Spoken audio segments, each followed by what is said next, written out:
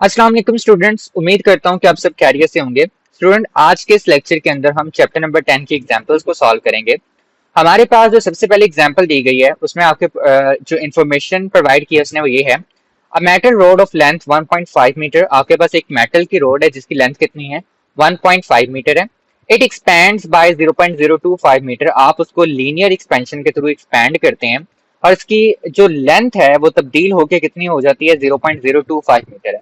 यानी जो इसकी लेंथ के अंदर चेंज आ रहा है, डेल्टा एल आ रहा है, वो कितना है, 0.025 मीटर है। When heated from 30 degree Celsius, जब आप इसको 30 डिग्री सेल्सियस टेम्परेचर से हीट करते हैं to 180 degree Celsius, calculate its thermal coefficient of linear expansion. आपने क्या करना है, यहाँ पे कैलकुलेट करना है कोफिशिएंट ऑफ लीनियर एक्सपेंशन को। अच्छा चलिए मैं इसको आपके लिए सेंसिबल बना देता हूँ कि बेसिकली वो आपसे इंफॉर्मेशन किस चीज की मांग रहा है। स्टूडेंट, आपसे वो कह रहा है कि आपके पास एक रोड है कुछ इस तरह से, जिसकी जो ओरिजिनल लेंथ है वो आपके पास कितनी है, 1.5 मीटर है। कितनी है, 1.5 मीटर। इस ओरिजिनल लेंथ वाली रोड का जो टेम्परेचर है टी नॉट, वो आपके पास कितना है, 30 डिग्री सेल्सियस है। कहते हैं जब आप इस रोड को 180 डिग्री सेल्सियस का टेम्परेचर प्रोवाइड करते हो तो आपके पास ये जो रोड है इसकी लेंथ बढ़ जाती है। अब जब इसकी लेंथ बढ़ी है तो इसकी लेंथ के अंदर क्या आया है, कुछ चेंज आया है। ये जो आपके पास यहाँ पर मैं बना रहा हूँ डॉटेड लाइन, ये इसकी लेंथ में आने वाला चेंज है, जिसको आप डेल्टा एल से जाहिर करेंगे। और वो कितना दिया गया, 0.025 दिया गया। अब वो आपसे कह रहा है कि जो मटेरियल है, ठीक है, आपने बताना है कि इसके जो बेसिकली लीनियर एक्सपेंशन कॉफिशिएंट है उसकी कीमत क्या होगी, कि कितनी जल्दी एक्सपैंड करेगा और कितनी जल्दी नहीं करेगा। ठीक है, तो इसको हम सबसे पहले लिखते हैं गिवन डाटा के आपके पास गिवन चीजें क्या है। अच्छे से बच्चों, सबसे पहला जो क्वेश्चन बच्चे मुझसे करते हैं, सर गिवन डाटा कैसे लिखा जाता है। बच्चों, गिवन डाटा आपकी जो स्टेटमेंट होती है इसके अंदर मौजूद होता है। ठीक है, आपने इसको खुद से समझना होता है कि भाई पहला नंबर जो मेरे पास आ रहा है ये किस चीज के लिए है। देखिए, आपको जरा प्रॉब्लम नहीं होगी चीजों को समझने में अगर आपको ये पता हो कि फला मिकदार का यूनिट कौन सा है। आपने नाइन्थ क्लास के अंदर पढ़ा होगा बेस क्वांटिटीज, ड्राइव्ड क्वांटिटीज। अगर आपको बेस क्वांटिटीज या ड्राइव क्वांटिटीज के यूनिट याद हैं, उनकी अलामतें याद हैं, तो आपको गिवन डाटा बनाने में कोई मुश्किल नहीं होनी चाहिए। क्यों जी, ये 1.5 मीटर है। भाई मीटर किसका यूनिट होता है, लेंथ का। इसमें तो उसकी ने हेल्प भी की हुई है, बताया भी हुआ है कि लेंथ है। तो आप सबसे पहले लिखेंगे यहाँ पे लेंथ, लेकिन कौन सी, ओरिजिनल लेंथ। ठीक है, इनिशियल लेंथ जो उसकी है वो कितनी है आपके पास, 1.5 मीटर। उसके बाद कहता है एक्सपैंड करता है कितने से, 0.025 से, यानी उसके अंदर जो चेंज आ रहा है लेंथ में, डेल्टा किसको जाहिर करता है, चेंज को। तो जो उसके अंदर चेंज इन लेंथ आ रहा है वो आपके पास कितना है, 0.025 मीटर। जो हमारे पास इनिशियल टेम्परेचर है टी नॉट से जिसको जाहिर करते हैं वो कितना है, 30 डिग्री सेल्सियस है। और जो आपके पास फाइनल टेम्परेचर आया है टी, वो कितना है, 180 डिग्री सेल्सियस है। लेकिन हमें ये नहीं चाहिए, हमें चाहिए चेंज इन टेम्परेचर, कि टेम्परेचर में कितना चेंज आया। तो डेल्टा टी फाइंड करने के लिए आप क्या करते हैं, आप हमेशा फाइनल में से इनिशियल वैल्यू को क्या कर देंगे, माइनस कर देंगे। अच्छा जी, फाइनल वैल्यू क्या है, 180 डिग्री सेल्सियस, और इनिशियल क्या है, 30 डिग्री सेल्सियस। इसको माइनस करेंगे, आपके पास क्या आ जाएगा बच्चों, 150 डिग्री सेल्सियस। अब आपकी बुक कहती है कि आप इसको 150 डिग्री सेल्सियस भी कह सकते हैं, आप इसको ये भी कह सकते हैं 150 केल्विन।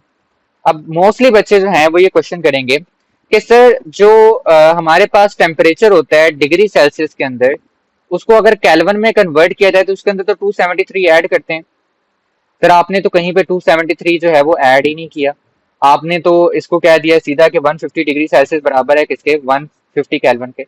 बच्चों, हम टेम्परेचर में चेंज की बात कर रहे हैं। चेंज जब भी आप बात करेंगे तो आपके पास जो टेम्परेचर डिग्री सेल्सियस में वो केल्विन के बराबर होगा। हाँ, अगर आप वैसे सॉल्व करने की कोशिश कर रहे हैं, ठीक है, सिर्फ एक अकेले टेम्परेचर को सॉल्व करने की कोशिश करें, तब आपके पास ऐसा नहीं होगा। ठीक है बच्चों, तो आप इसको यहाँ से भी सॉल्व कर सकते हो, आप इसको यहाँ से केल्विन में तब्दील कर लो, इसको भी केल्विन में तब्दील करो, आप इसको यहाँ से सॉल्व करो केल्विन में रख के, आपके पास आंसर यही आएगा। तो इसलिए आपकी बुक ने 150 केल्विन किया और मैंने भी यही फॉलो किया ताकि आपको बताने में आसानी हो जाए।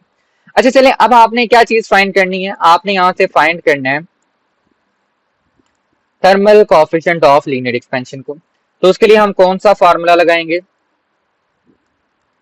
कुछ उसके लिए आपके पास जो फॉर्मूला आपकी बुक ने प्रोवाइड किया है वो क्या है, delta L is equal to alpha L naught delta T. आपको यहाँ से अल्फा की कीमत निकालनी पड़ेगी। उसके लिए जो एल नॉट और डेल्टा टी है वो अल्फा के साथ क्या हो रहे हैं, मल्टीप्लाई।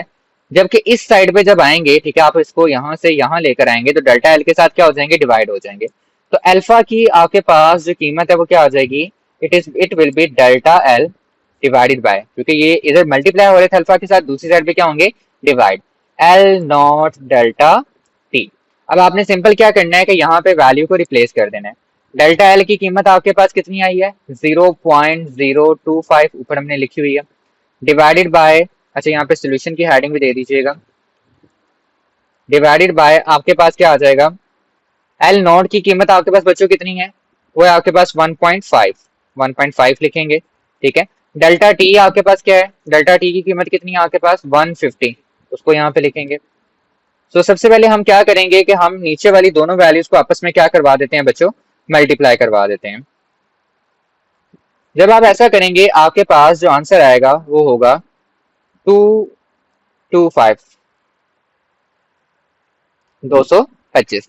अब इन दोनों को डिवाइड करने से आपके पास जो आंसर आएगा वो आएगा 1.11 मल्टीप्लाई 10 की पावर -4।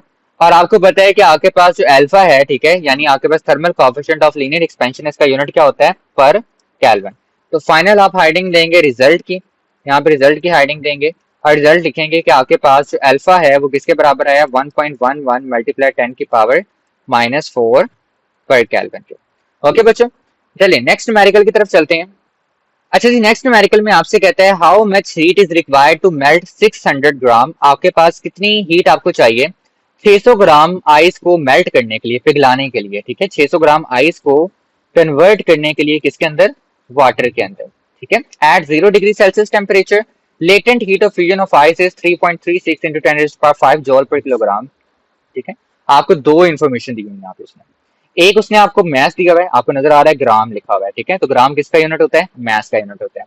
तो एक आपको उसने मैस प्रोवाइड किया हुआ है, दूसरा उसने आपको टेम्परेचर दिया है, लेकिन टेम्परेचर का इस न्यूमेरिकल के साथ कोई लेना देना नहीं होगा क्योंकि इसके फॉर्मूले के अंदर टेम्परेचर इन्वॉल्व नहीं है। उसके बाद आपको उसने लेटेंट हीट ऑफ फ्यूजन की वैल्यू दी हुई है, ठीक है, जो आप टेबल से भी देख सकते हैं अगर यहाँ पे ना दी गई है। अच्छा, सबसे पहले हम इसका लिखेंगे गिवन डाटा, जो हमें ऑलरेडी पता चल गया है कि हमारे पास गिवन डाटा क्या है। गिवन डाटा आपके पास क्या है बच्चों, मैस है। मैस कितना है आपके पास, 600 ग्राम है, कितना है, 600 ग्राम। अब पहले मुझे बताएं कि क्या ये जो 600 के साथ ग्राम आ रहा है ये इंटरनेशनल यूनिट है, सिस्टम इंटरनेशनल का यूनिट है, तो आपका आंसर होना चाहिए नहीं। आपके पास जो मैस का बच्चों यूनिट होता है ना वो होता है किलोग्राम, क्या होता है, किलोग्राम। तो आपको यहाँ पे किलोग्राम ऐड करवाना पड़ेगा। तो अगर आपको किलोग्राम यहाँ पे ऐड करवाना है तो आप क्या करोगे कि 600 को डिवाइड कर दोगे किसके साथ, 1000 के साथ। तो आपके पास जो आंसर आएगा वो बेसिकली किसके अंदर होगा बच्चों, वो होगा आपके पास किलोग्राम के अंदर, किसके अंदर आएगा, किलोग्राम में। दूसरी चीज जो हमें दी गई है वो क्या है, लेटेंट हीट ऑफ फ्यूजन, तो उसको आप किससे जाहिर करते हो, एल एफ से जाहिर करते हो, और उसकी कीमत कितनी है 3.36 मल्टीप्लाई 10 की पावर 5 जॉल पर किलोग्राम। यूनिट नहीं भूलने बच्चों, यूनिट जरूर लगाने हैं। अच्छा जी, हमने फाइंड क्या करना है यहाँ पे, हमने फाइंड करना है कि आपको जो है 600 ग्राम आइस को पानी के अंदर तब्दील करने के लिए कितनी एनर्जी चाहिए। तो वो हमने क्या करनी है, मालूम करनी है, और एनर्जी को किससे जाहिर करेंगे हम, क्यू से, क्योंकि हीट एनर्जी है ना। अच्छा, फॉर्मूला क्या आएगा इसके लिए आपके पास, फॉर्मूला आपके पास आएगा बच्चों Q is equal to M L F, कुछ चेंज नहीं करना, ठीक है, आपके पास ये सिंपल फॉर्मूला है, बस कीमतें हमने पुट करनी है यहाँ पे। आगे चलते हैं सोल्यूशन की तरफ। सोल्यूशन भी बड़ा सिंपल सा होने वाला है हमारा। Q is equal to M की वैल्यू हमारे पास कितनी है 0.600, और एल एफ की वैल्यू हमारे पास कितनी है, लेटेंट हीट ऑफ फ्यूजन की। अच्छा, इसके साथ यहाँ पे यूनिट भी लिख लें आसानी के लिए। ये क्या आ जाएगा, किलोग्राम, और साथ में क्या आ जाएगा 3.36 मल्टीप्लाई 10 की पावर 5 जॉल पर किलोग्राम। क्लियर है बच्चों। अच्छा ये देखें, पहली चीज मैंने यूनिट क्यों लिखवाए, ये किलोग्राम जो है इसकी पावर क्या है, +1 है, जिसके ऊपर कुछ नहीं होता उसकी पावर +1 होती है। ये +1 वाली पावर इस -1 वाली पावर से क्या हो जाएगी, कैंसिल हो जाएगी। अब 0.600 को मल्टीप्लाई करें इस पूरी कीमत के साथ कैलकुलेटर के ऊपर, तो आपके पास जो आंसर आता है बच्चों वो आता है 201600, और साथ में आपके पास क्या बचा था, यहाँ पे जाउल बचा था। तो ये आपके पास क्या आ जाएगी, एनर्जी आ जाएगी। आप यहाँ तक लेके छोड़ देते हैं वो भी अच्छी बात है। अगर आप इसको थोड़ा आगे लेके जाना चाहते हैं, ये देखते हुए कि डेसिमल पॉइंट कहाँ पर है, लास्ट पे। मैं इस डेसिमल पॉइंट को मूव करवाता हूँ टूवर्ड्स लेफ्ट। जब मैं इसे लेफ्ट की तरफ मूव करवाऊंगा तो मैं यहाँ से काउंटिंग करूंगा पॉजिटिव 1 2 और 3। मेरे पास क्या आ जाएगा, Q is equal to 201.6 multiply 10 की पावर 3। आपने देखा होगा हम इसे साइंटिफिक नोटेशन में इस तरह से लिखते हैं। अब 10 की पावर 3 जो है वो आपके पास इसके बराबर होता है, 1 किलो के बराबर होता है। तो आप 10 की पावर 3 की जगह क्या लिख दोगे बच्चों, किलो लिख दोगे। Q बराबर आ जाएगा 201.6 किलो जॉल। तो ये आपके पास Q की वैल्यू आ जाएगी। अब आपने इसको अगर रिजल्ट की फॉर्म में लिखना है तो आप सिंपल ऐसे ही लिख सकते हैं, ठीक है, exactly Q is equal to 201.6 kilo joule. ठीक है बच्चों, तो यही दो एग्जांपल थी जो आपके चैप्टर के अंदर मौजूद थी, तो इन दोनों को मैंने आपके सामने एक्सप्लेन कर दिया है। इंशाल्लाह नेक्स्ट लेक्चर के अंदर हम इसकी एक्सरसाइज को सॉल्व करेंगे, सारे क्वेश्चंस को देखेंगे और उसके बाद न्यूमेरिकल प्रॉब्लम्स को सॉल्व करेंगे। सो अगर आपको ये लेक्चर अच्छा लगा है तो आपने वीडियो को लाइक करना है, चैनल को सब्सक्राइब करना है और अपने क्लास 10th के फेलोज के साथ जरूर शेयर करना है। अल्लाह हाफिज़ बच्चों।